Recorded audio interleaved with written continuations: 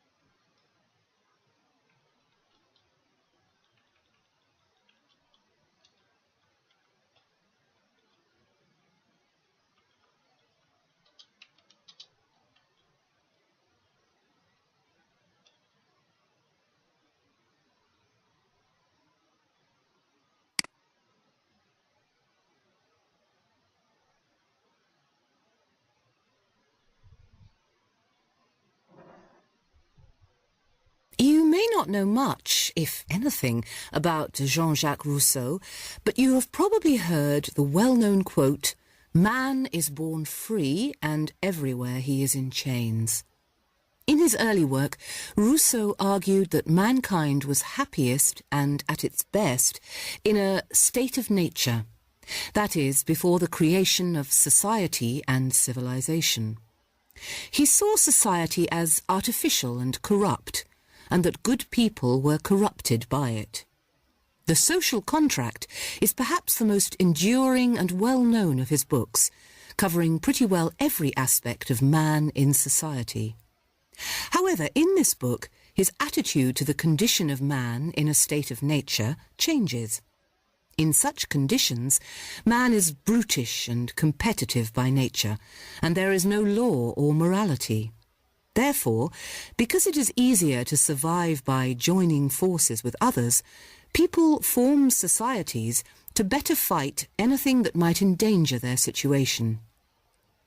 Rousseau's political philosophy has had a profound influence on later thinkers, even though, or perhaps especially because, it is open to many interpretations.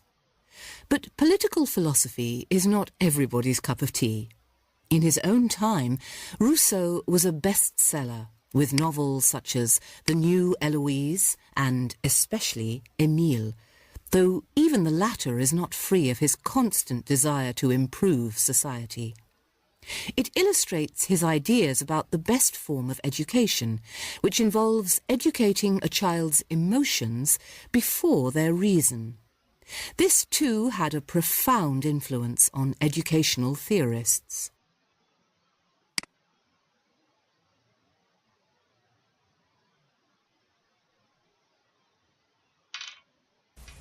And now, class, let's switch gears and discuss a different topic. Consumer Price Index, CPI for short. If you switched on the TV and heard on the news that the CPI in Canada was 2.1%, what does that mean? In a nutshell, it means that Canadian consumers paid 2.1% more than in the previous year for the goods and services included in the CPI basket. Although prices of goods and services rise and fall over time, when prices change too dramatically, they can have negative effects on an economy. In order to tell if an economy is experiencing inflation, deflation, or stagflation, we use the CPI as a gauge of the prices of goods and services. Believe it or not, when the Department of Labor's Bureau of Labor Statistics releases the CPI data monthly, the CPI's results are widely anticipated and watched. Who would eagerly await the results, you might ask? Well, the CPI plays a role for many key financial decision makers, including individual investors, the Bank of Canada in Canada, and the Federal Reserve in the U.S. The CPI helps the Bank of Canada forecast the interest rate policy and other decisions of major banks and corporations. I mentioned the CPI basket before, and now I want to expand on what this basket is and how we get the information. The base year market basket, which makes up the CPI, comes from detailed expenditure information collected from surveys of thousands of families. The information is not randomly collected. Instead, the information is gathered through interviews and diaries kept by participants who have agreed to disclose their buying habits. The basket is divided into 8 groups: food and beverages, housing, apparel, transportation, medical care, recreation, education and communication, and other goods and services, and includes more than 200 categories. Finally, the prices of 80,000 items in the market basket are collected monthly from thousands of retail stores, service establishments, rental units, and doctors' offices.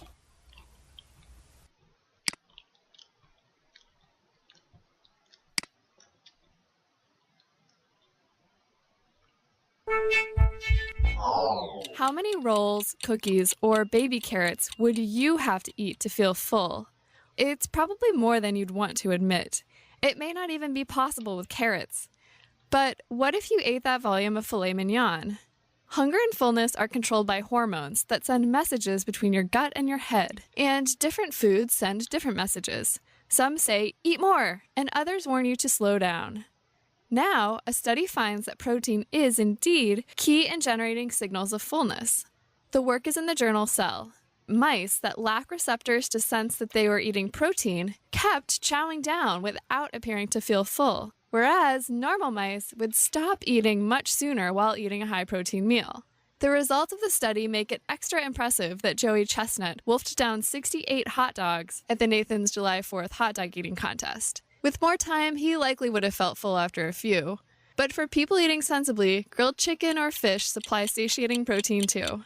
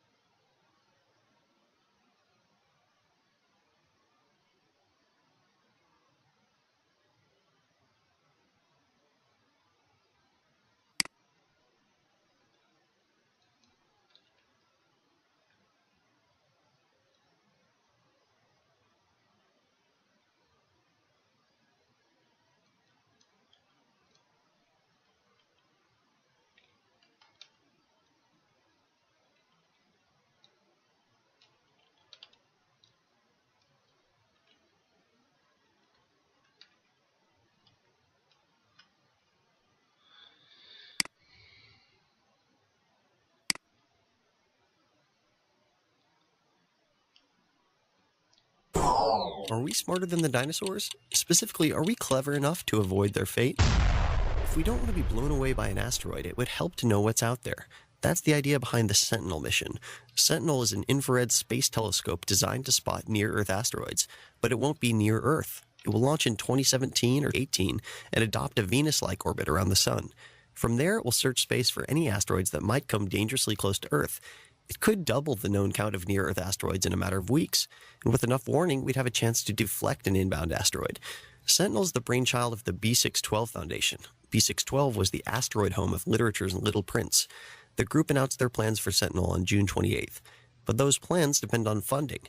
The B612 Foundation is a nonprofit that aims to finance Sentinel through philanthropy. Former NASA astronaut Ed Lu heads the foundation. He says Sentinel needs a few $100 million to get off the ground. That's a lot of cash, but the B612 Foundation might make it. After all, when it comes to fundraising, humans leave the dinosaurs in the dust.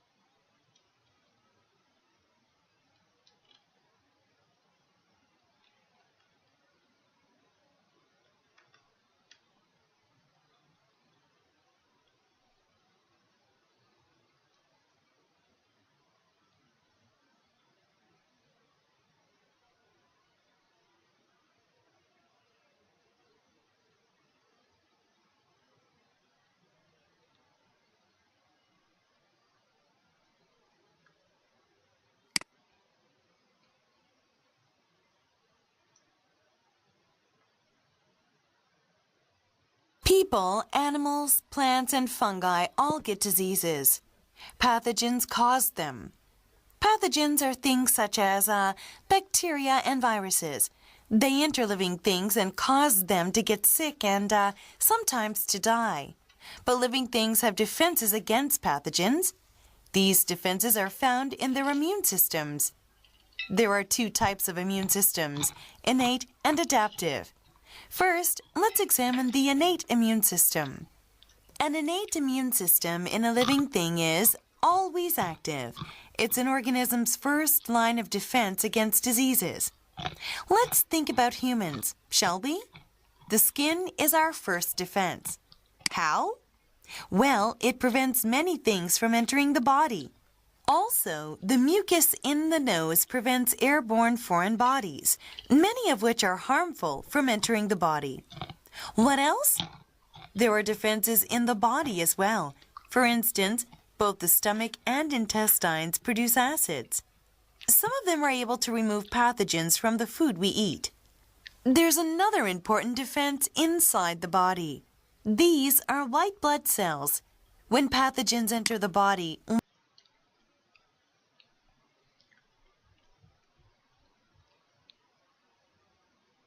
Okay, today's our first class, so I'd like to begin with some important definitions. We're going to use these terms all semester, so pay close attention. To begin with, chemistry is basically the study of matter. Matter is everything that makes up the universe. In this class, we're going to study the various elements and how they interact with one another. Sometimes they unite. When two or more elements unite, we call them compounds. Now, the study of chemical compounds is divided into two main branches of chemistry: organic chemistry and inorganic chemistry. Organic chemistry is the study of compounds that contain the element carbon. This basically covers, it covers all living things. Carbon is an element all living organisms have in common. As for inorganic chemistry, it's the study of non-carbon-based compounds. There are 5 differences between organic and inorganic compounds. Listen carefully to these. First, there are more than 10 million carbon compounds. That's 10 times the number of inorganic compounds. Why are there so many carbon compounds? Mostly because carbon bonds easily with other elements. It can also form complex groups. Got it? Okay, second, organic compounds melt and boil at lower temperatures than inorganic compounds. Third, organic compounds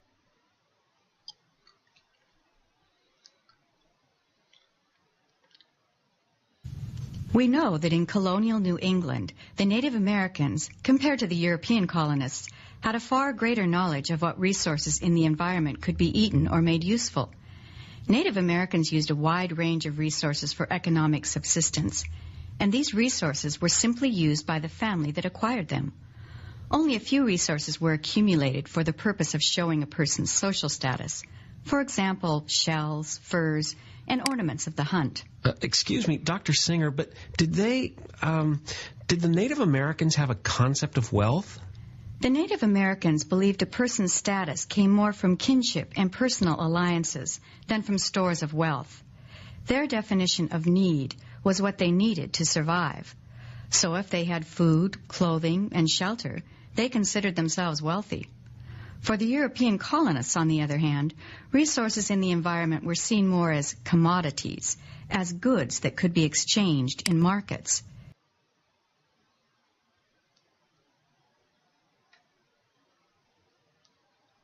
As you recall from our previous discussion, the chemistry of life is organized into metabolic pathways. Next year in your organic chemistry lab, you'll go into this, into metabolism, in more depth. Since this is an intro course, you need only a general understanding of the process for now. There's a wonderful videotape I'd like you to know about that will help you review for the test next week. It's part of the Transformations series that was on television about a year ago. The episode you should watch is called The Industry of a Cell. I strongly urge you to see it. I believe our library has more than one copy. It shows lots of examples, the many ways that cells use energy for metabolism. For example, it shows how bacteria in the headlight of a certain fish, how these bacteria take the energy stored in food and convert it into light in a process called bioluminescence. You should all try to see this program before next week. I highly recommend it. In fact, you can expect to see examples from it on the test.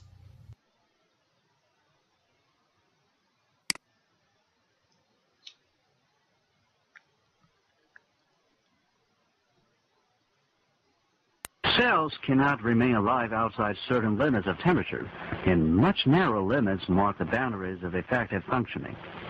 Enzyme systems of mammals and birds are most efficient only within a narrow range around 37 degrees centigrade. A departure of a few degrees from this value seriously impairs their functioning. Even though cells can survive wider fluctuations, the integrated actions of bodily systems are impaired. Other animals have a wider tolerance for changes of bodily temperature.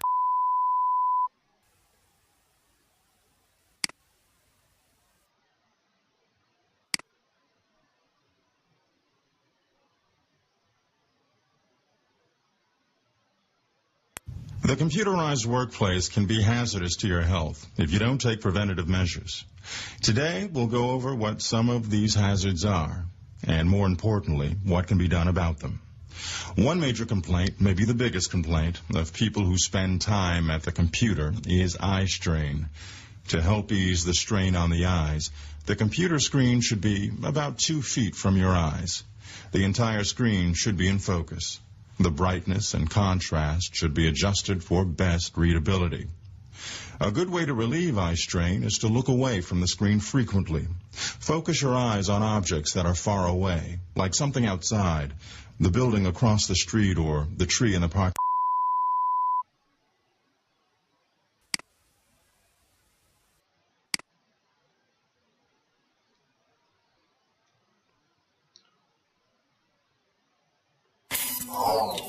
Women have plenty to deal with during menopause. There are mood fluctuations and hot flashes. And now a study adds documented memory loss. In previous studies, women reported that they had had memory lapses during menopause, but this new study wanted to see if there was an objectively arrived at connection. Researchers tested 68 women between the ages 44 and 62 years on their attention and recall.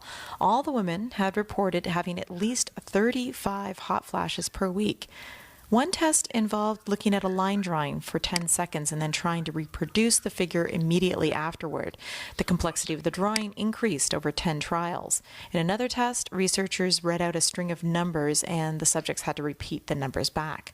Women who'd reported trouble remembering indeed performed poorly on tests involving memory.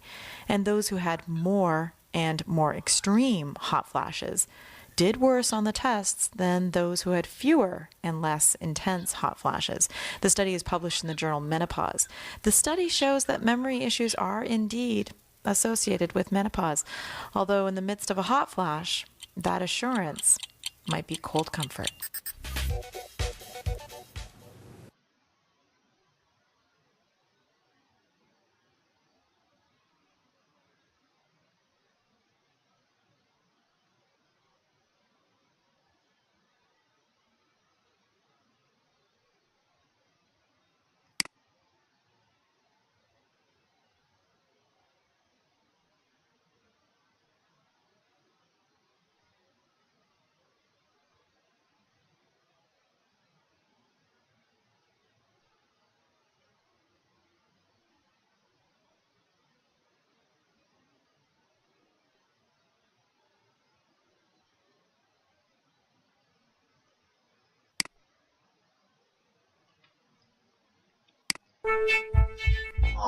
Aspirin has long been prescribed to help prevent heart attacks. For those who have had a heart attack or stroke, or are at high risk, a low daily dose can lower the odds their blood will form dangerous, deadly clots. But could it also help to prevent other diseases? New research suggests that daily aspirin could indeed lower the risk of dying from non-vascular related diseases, and that includes cancer. The findings are in the American Journal of Medicine. The analysis looked at about 24 studies, Patients that received aspirin had a slightly lower incidence of dying from a non-cardiovascular disease. In studies examining cancer deaths, the difference was even greater. A 2011 study, for example, had shown that aspirin reduced the risk of colorectal cancers for those who were genetically predisposed to get it. The researchers suggest that the impact on cancer is likely due to aspirin's anti-inflammatory properties. Of course, daily aspirin is not without its drawbacks. It can increase the risk of dangerous internal bleeding.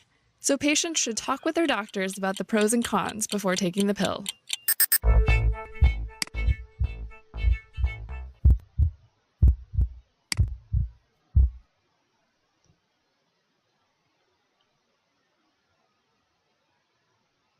More research is needed before any definitive conclusion is drawn.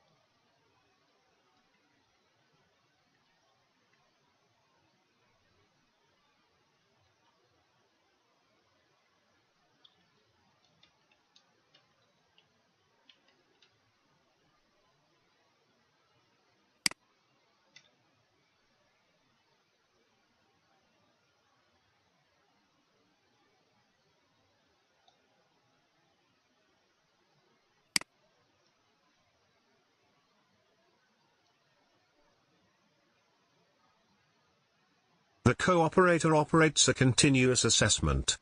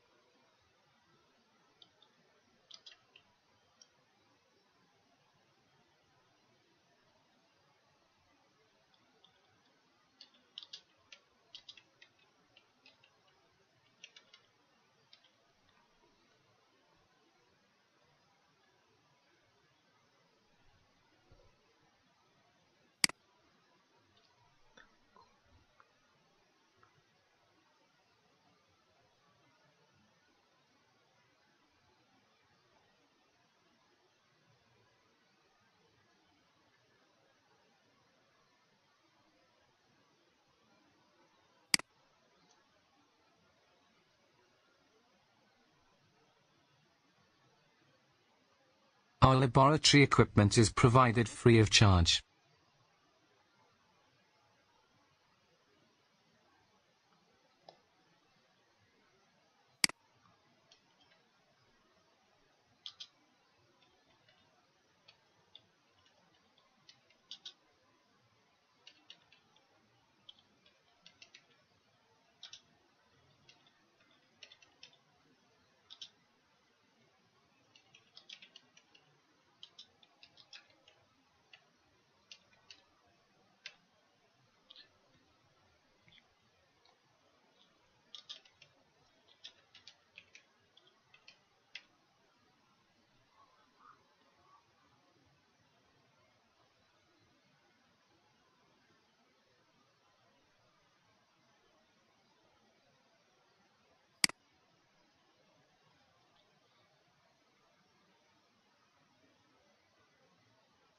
The body fat keeps the internal organs warm,